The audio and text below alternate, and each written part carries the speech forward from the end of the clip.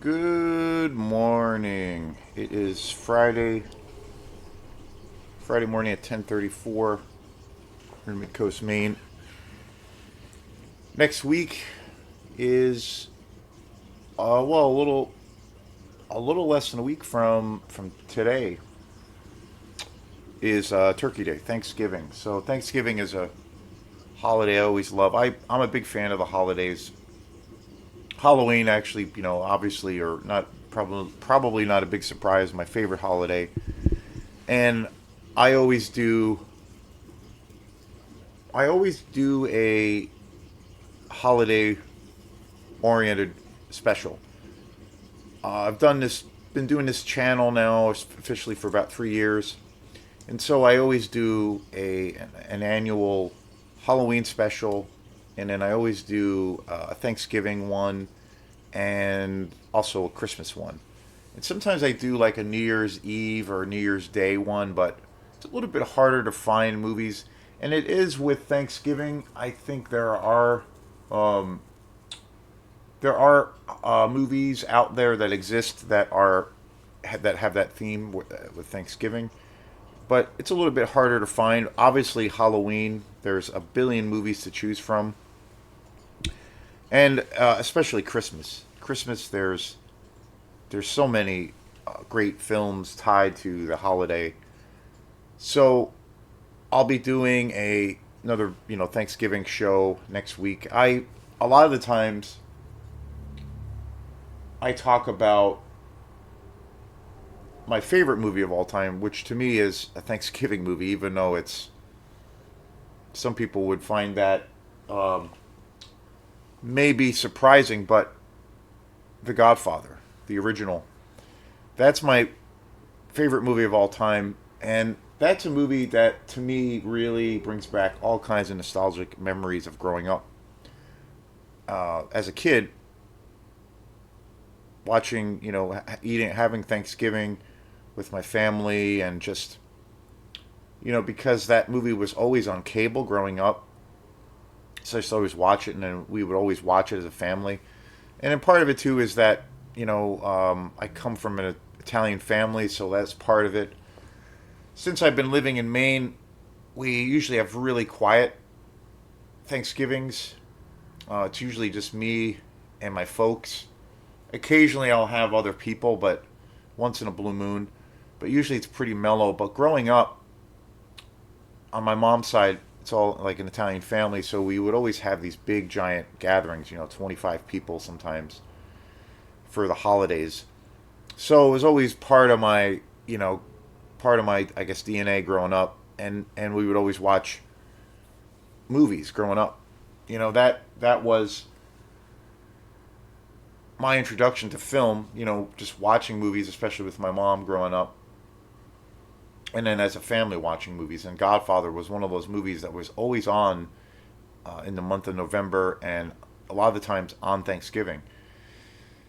But there are other movies tied to that kind of theme. It's a little bit, you know, obviously, like I said, compared to Christmas, it's a little bit, or Halloween especially, it's a little bit more. It's a little bit more challenging. But I always do a special, so stay tuned for that. And I try to do the special the special shows, the holiday shows on the day of. Like I did on Halloween, I did a big show on uh, movies that I love, and just the whole thing, everything tied to that. So I'll do that next week, and I'll probably do that on the day of, because we'll have a little bit of a break from school and what have you. And also, on a side note, before I start today's video, tonight I'm going to be playing in Old Town with Osmia. So there's a bunch of bands playing, really really cool. I'm really excited. We played one show a few weeks ago, probably almost a month ago now. We played one show in Bangor, which is Old Town is just above Bangor, which is about an hour drive from here from Northport, where I live. It's about an hour away, and Old Town's a little bit above that. And I think that this show tonight is like a house party. It is open to the public, and there's like four bands playing. We're playing second, I believe, and there's a bunch of bands I've never heard of. That's been one of the coolest things, probably the coolest thing of this past year with playing with Osmia is all of the different bands that we've played with. So many bands, and so many bands that are just fantastic, and then it's really inspiring.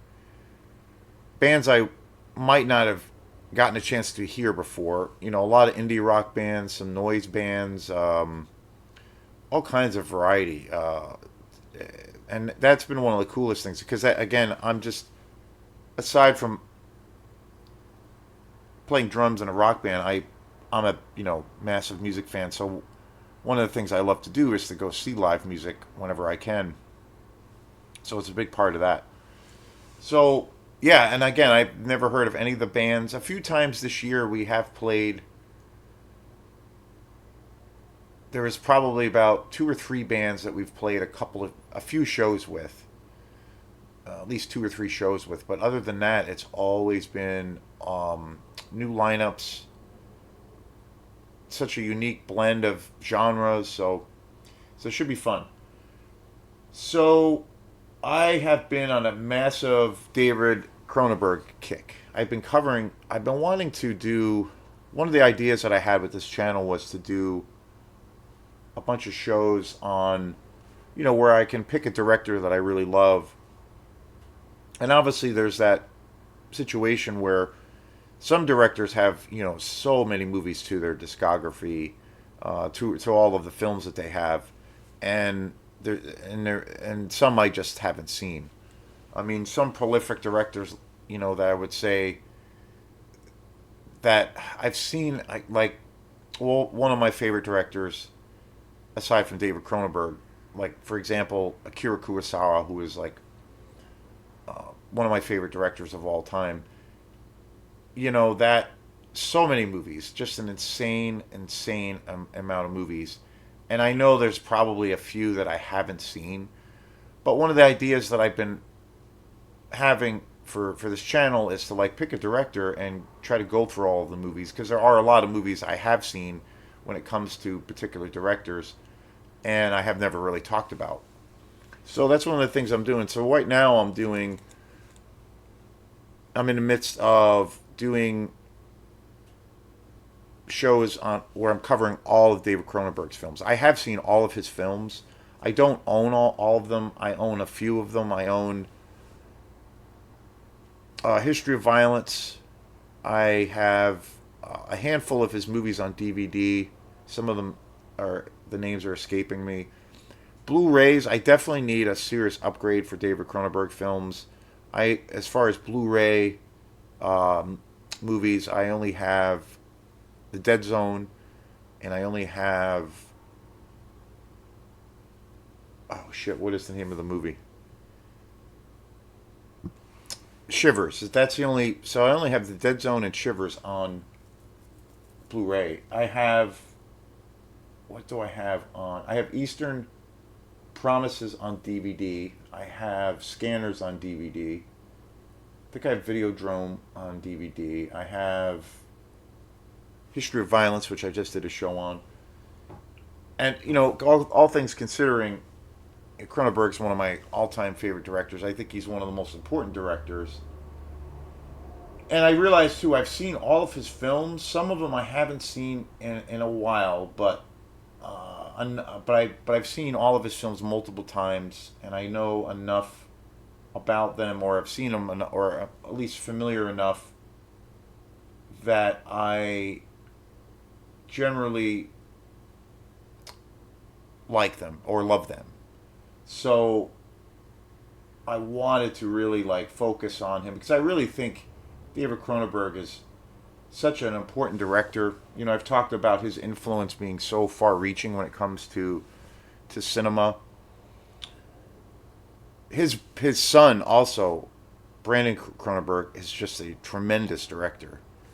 He's got 2 movies to his credit, and yeah, he's so good too. It runs in the family. It must be in the Canadian water or something. I don't know. But again, the first movie I ever saw, my first Cronenberg movie I had ever seen, I saw it when I was a kid, and it terrified the shit out of me. Terrified the shit out of me was The Fly with Jeff Goldblum. I did a show on The Fly a few weeks ago, and that's kind of what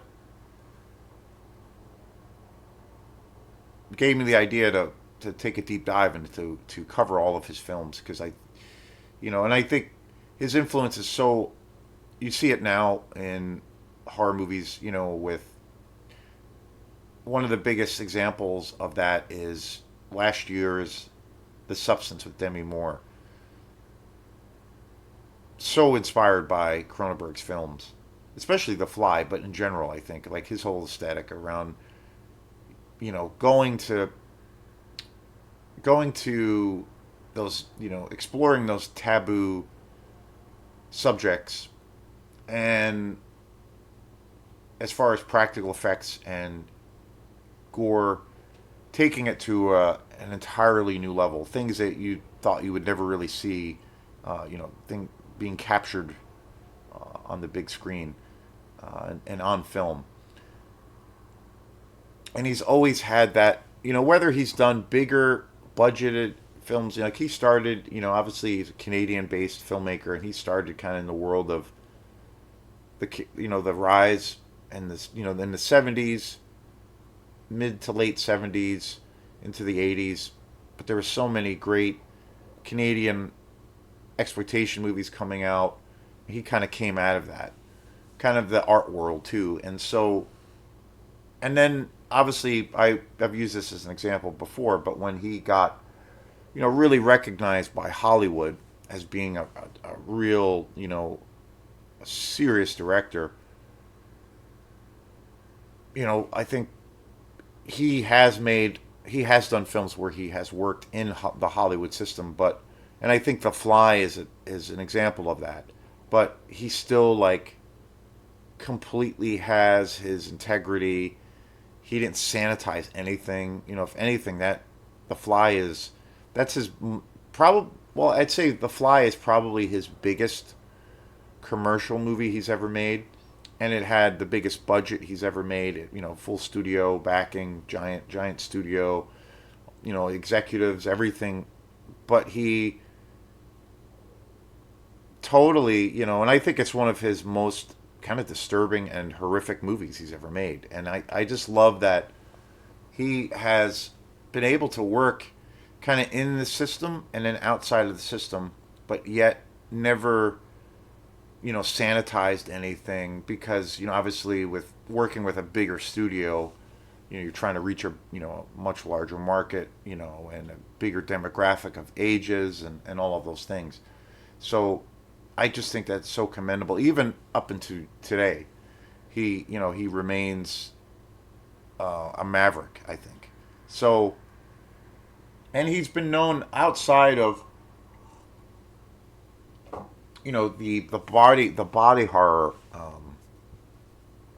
tag that he gets, and kind of the master of that. Even though he does not really like being called that, or like the Godfather of body gore or body horror, because I think the reason that I've seen lots of interviews with David Cronenberg over the years, and I think the reason that he doesn't like that label is like because it kind of pigeonholes him a little bit, because he defies a lot of he's most of his films primarily are in the science fiction horror realm, like that. I think that's pretty safe to say. But then he'll do movies that are, quite a bit different, outside of what you traditionally think a Cronenberg movie is. He still has those aesthetics. In today's movie, I'm going to be talking about the James Spader movie he did, Crash. But there's plenty of examples of other films that he's done where he's really kind of gotten away, per se, from the sci-fi horror kind of genre. History of Violence, I think, is a primetime example. Like that's That's a really good like crime action based melodrama. Dead Ringers, which is really a psychological horror film, but very different. Eastern Promises, another film, very different, very unique. Uh, I just covered, I just did a show on Cosmopolis with Robert Pattinson. Again, not your typical David Cronenberg film, but yet you can totally see that, see his style. He's such a unique director because he's got this, like, I don't know, for me, even if I didn't know, like, if you just put the movie in and I just walked into it and it was playing, I can just kind of tell it's a Cronenberg film because he's just got such a unique style, such a unique vision. He's worked with some just incredible actors.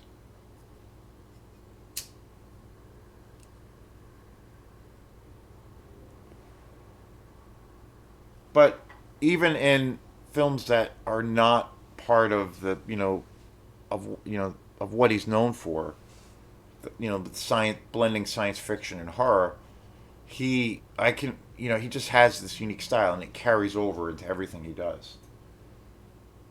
A Dangerous Method, very different movie. I'm excited about doing that movie. I own that on DVD. Um, he's also been in uh, he's also been in quite a few movies as an actor. So yeah, so many great films. Um, but today's show is going to be on one again that is very different, very unique. And again, one of the things that I think that is a characteristic of a Cronenberg movie.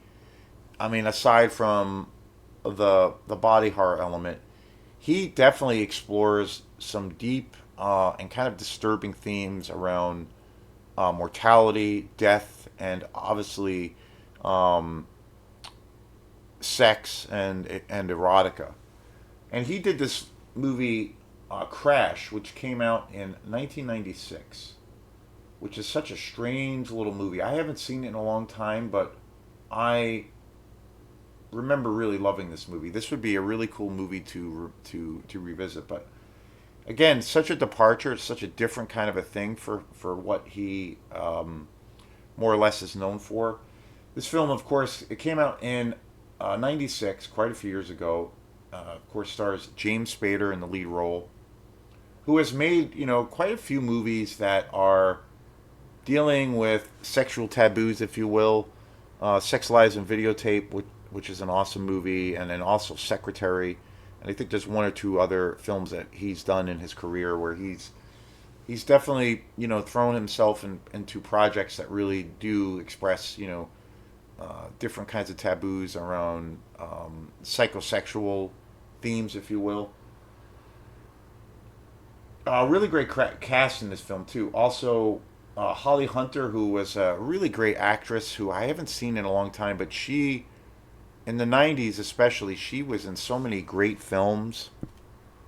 I haven't seen anything with her in a while. James Spader, I still see in a pretty good amount of movies.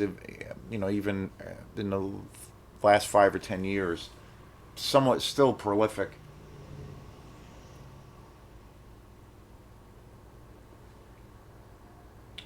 But Holly Hunter was a really great actress. I haven't seen her in anything in a while. Also, Deborah Deborah Kara Unger, who is also a really great actress, and Rosanna Arquette. And Crash is such a weird and strange movie because I've seen it a few times. It's been a while, but the whole theme of this movie, again, getting back to that thing of where he will talk about things or explore really dark kind of taboos tied with, I guess, psychosexuality.